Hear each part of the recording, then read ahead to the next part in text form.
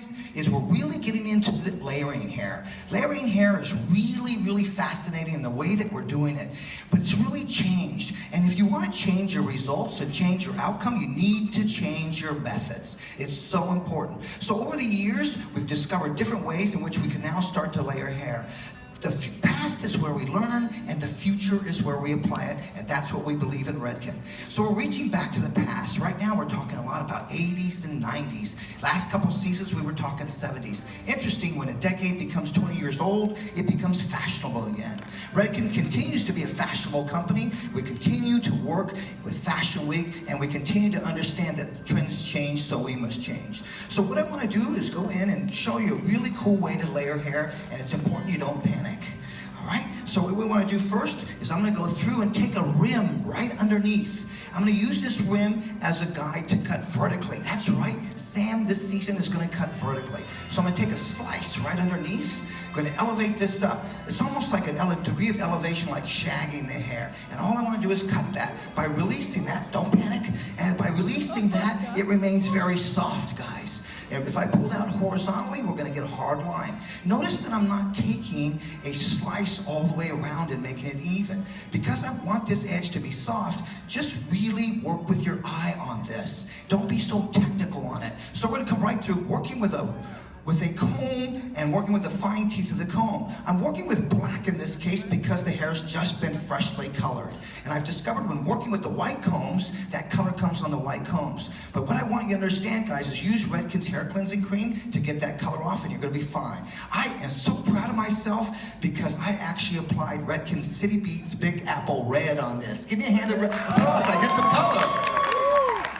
The idea, guys, is the marriage of a color and cut that makes the strength and season. How you marry them. And we know that we've been coloring hair really for so long in terms, color's been the big story. But at the moment now, you're going to start to see the haircut is going to become the big story. So let's talk about it. Shags. What about shags? Shags are back, but it's all about the way that you're layering. Maybe not meant for everybody, but definitely a way of going in and really executing graduation in a different way. Once we've got this rim created as a guide all the way around, that's going to be able to give us the volume that we're going to be looking for in the crown area. Now, once we've got this, watch what we're going to do. So we're going to take everything that we worked just right around the head, going to come right back to my right side. Right-handed, going to go to my strength side. I'm going to drop that area out, and I'm going to come right back behind the ear. This area tends to be fine. We tend to have a natural common tendency to overlayer that. Now watch what I'm going to do. Vertical section, a vertical slice. I'm going to take that rim that I cut. That's my guide. Now I'm going to come through, elevate up, tilt her head, which is going to help me to get to that degree of elevation. So remember, the head moves. Rather than me trying to stand on my tippy toes and getting to that, I find that if I go through and I work with it a little bit more in terms of tilting the head, as long as I know where I'm tilting it, I am going to be fine. Just readjusting the section, and then we'll get right into this rim. And now the rim, once again, is going to be my guide. That's going to be my guide. Once again, starting right behind the ear. Okay, vertical slice, coming through. Now watch the degree of elevation. Tilt your head again, Monica. Great. And now I'm going to come through. There's the rim. Now once I see that rim, I'm going to flatten my finger angle, and I'm going to work from short to long. If you're with me so far, say yes. Okay, great. Now watch the next section. I'm going to take this away. I'm going to grab a clip. I'm going to take and point the clip up. And you'll see why in a moment. Okay, so the clip is pointed up. Next vertical section. The rim is my guide. Now we're going to change the degree of elevation. We're going to go extremely flat. But I'm an angle now. But now look at my elevation. It's much more horizontal. Now I'm going to come through and I'm going to work with my shear. I'm going to work with a slide cutting shear. A shear that we've come through with, that we've developed. So let's talk about our prep in terms of how we prep this. The way that we prepped this was I worked with my Pillow Poo Prime. Pillow Poo Prime is a great product to work with in the fact that it speeds up the process of drying. I find I'm working with my Iron Shape 11 now as a blow drying tool. Now watch what I'm going to do. Now watch me drop as I go, and I'm going to slide. And as I slide, I just start to close that shear as I slide. And the reason being, guys, is I want to create really a sense of loose weight. So that first one was really kind of just going through and elevating that horizontally. Now next section, dropping it. So watch the clip now. I dropped that vertical section. I take the clip and I point it down. That tells me the next section I need to elevate straight up. So basically what we're doing is each vertical section, we are changing how we elevate the hair. Watch again. Gonna come right through and elevate. Now, once we dried this, then we came back through, and what I did was I worked a little bit more with the idea of working with the powder grip 3, and I love working with that, and you'll see me working with it at the end. Things are changing in terms of the way we're cutting hair. It's important that you understand change is constant. You have a choice. Continue to do things the same way, and you'll get the same results. What we're going to encourage you is start to change the way that you're doing things, and you'll start to see how things really start to happen. That last section was down. Now this section is going back up. Head back up. Notice how I tilt her head up. Come back through. I elevate horizontally, and now I'm coming through. And notice on this, I'm just coming through, and I just tap, tap, tap, working my way back out. That section was down. Well, that section was up. This one, next one is down. So we continue to just alternate the sections in terms of our graduation. Now, if I had really thick hair, I'd be taking finer sections. So I put a little bit more texture inside of this shape. If I have finer hair, I take thicker sections. So I'm not taking out as much hair. Notice this one, I drop down. Okay, next one, I'm going to go up. Real simple, guys, working your way around. Stay consistent in terms of how you are doing it. I've discovered by layering this way, it really gives me a beautiful, beautiful razored effect to it in terms of how it works. That was down, this one is up. Watch the head tilt. Now, as we think about what's happening with hair, you start to see a lot of people here in LA cutting these pixies. And what was important as we were cutting these pixies, they started to grow them out. But what the consumer discovered is how much they enjoyed having layers. So they started to grow those pixies out. And as they grew those pixies out, they said, well, I really want to keep my hair layered. So really understand how, when we work with layers, it's all about the density of the hair that's going to go through and determine how much layering or how much weight you're taking out when working with graduation.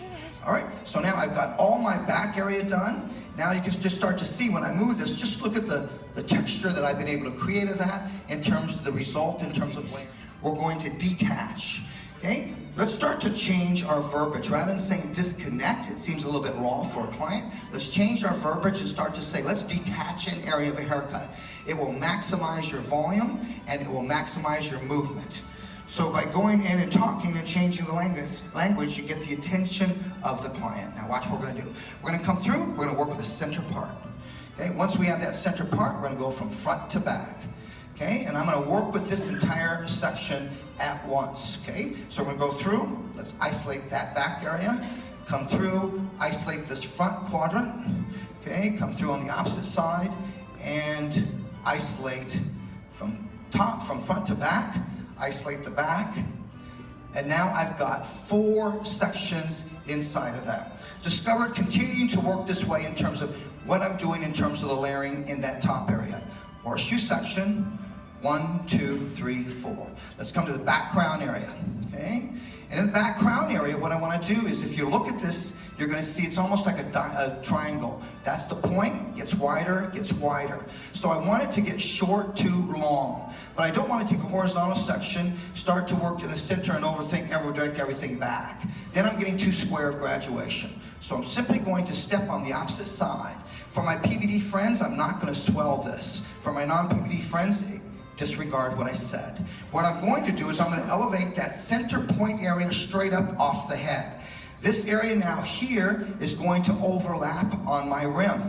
So the rim is detached from the top crown area. It only blends into that bottom area. So I'm looking to see the degree of shortness that I got. Now I'm standing parallel to the base of my triangle.